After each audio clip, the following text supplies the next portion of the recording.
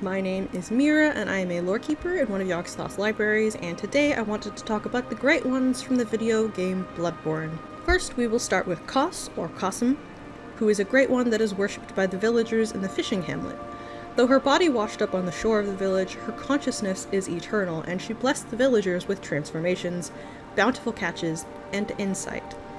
She also granted Rom eyes on the inside, which allowed her to become a great one herself. The scholars of Bergenworth, in their search for eyes, would come to the village and brutally cut open the villagers in order to understand the source of their power. They also desecrated the body of Kos and took some of her Eldritch blood. It is thought that in the process of doing so, they also killed the orphan of Kos, her child. As a result, she cursed the hunters and cast them into the eternal hunter's nightmare. It is not known how she came to be pregnant, but from her would spring the orphan of Kos later. When the orphan of Kos, or the villagers, cry out, Kos will send yellow lightning to protect them, indicating that she considers the villagers to also be her children. Kos is thought to have been heavily inspired by Lovecraft's Shadow over Innsmouth's story, and I can definitely see the resemblances.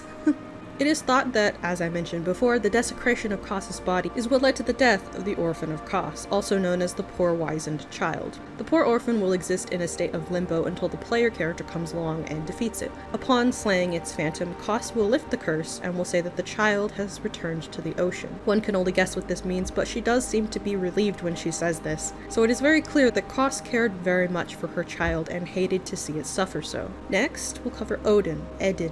Odin is one of the few great ones that is mentioned but never seen during the events of the game. He's from the same ancient land as the other great ones, however he somehow managed to ascend to a higher cosmic plane than the rest, therefore he never gained a physical form. He is widely worshipped throughout the world of Bloodborne. Odin is thought to be a reference to Yogg-Sothoth. Next is Murgo. Murgo is an infant great one born of Yharnam, the Pthumerian queen, and Odin, the Great One. The child seems to have been stillborn and is the cause of the nightmare of Mensis. The fellow Great One, Murgo's wet nurse, who may have been a Pthumerian noble at one time, is Murgo's guardian. There are theories as to her identity, but nothing really confirmed. Much like Kos, though Murgo's body may be dead, her spirit was very much alive.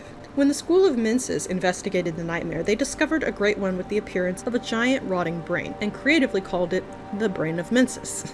While it did indeed have the eyes on the inside that the scholars sought, it was clear that those eyes were of an evil nature, and its gaze could cause mortals to lose their sanity, even from a vast distance where they couldn't actually see it. Those mortals would often become violent to themselves and to others as a result. But because the brain is a great one, it was essentially left alone by the scholars. Some theories believe that the brain is actually a manifestation of all of the scholars who entered the nightmare. I don't know about that one though. 'Tis just a theory. Ebrietas, daughter of the cosmos, is the only great one known to want to live peacefully with mortals. She taught the Healing Church's leaders the way of blood ministration, and is believed to be the first celestial child. The celestial children, failed great ones, are thought to be attempts by the Healing Church to provide her with a child. Her design is also thought to have been inspired by Cthulhu. The Amygdala are a number of great ones that appear throughout the game's world and are considered one of the most widely revered, with shrines and statues dedicated to them found in many places. They are invisible to the hunter until they have gained enough insight,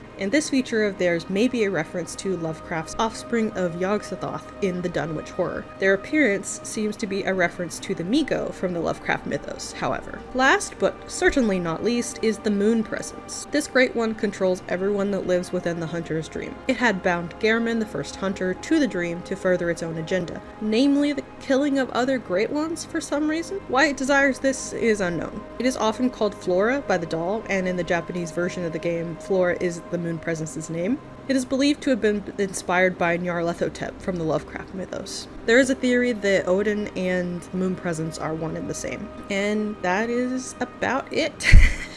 Much like the entities from the Lovecraft mythos, the Great Ones of Bloodborne are a very mysterious group. There is not a whole lot of very, very detailed lore for their backgrounds, but I find that to be part of the appeal, personally. Anyway, thank you so much for watching and hanging out with me today, and I hope to see you next time here in the library.